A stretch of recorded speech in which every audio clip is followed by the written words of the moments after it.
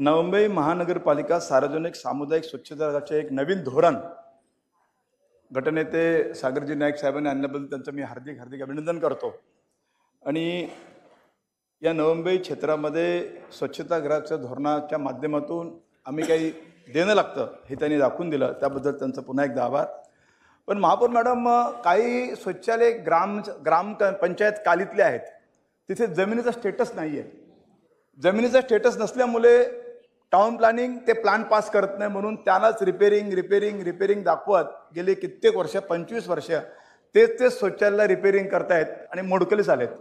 तर ते धोरण जेव्हा येईल त्या धोरणामध्ये काही ठिकाणी सार्वजनिक ठिकाणी जे शौचालय आहेत त्यांचे सगळे स्टेटस आहेत बरोबर, पण आमच्यासारख्या ग्रामपंचायत कालीनचे जे शौचालय आहेत त्यांना जमिनीचा स्टेटस नसल्यामुळे, ते चेंज ऑफ यूज न केल्यामुळे, त्याच्यामुळे ते प्लॅनमध्ये टाउन प्लॅनिंग पास करत नाही, म्हणून नवीन ते बनत नाही। त्याच्यामुळे ज्या धोरणाच्या माध्यमातून त्या सगळ्यांना कसं आपल्याला सामावून घेता येईल, टाउन प्लॅनिंगमध्ये त्याचं कसं आपल्याला त्याच्यामध्ये घेता येईल हा विचार निश्चित करावा अशी विनंती। कारण आमच्या गावामध्ये 4 शौचालयामधला एक चोरीला गेला, एक शौचालय चोरीला गेला, 3च राहिलेत, त्यातला पण एक असंच पडले।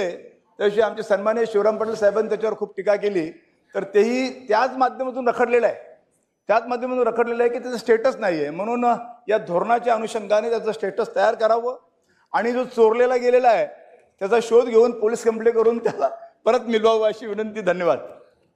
लेटेस्ट अपडेट्स और ताजा तरीन खबरों के लिए टीवी वन इंडिया लाइव को सब्सक्राइब कीजिए और नोटिफिकेशन पाने के लिए बेल आइकॉन को दबाना मत भूलिए।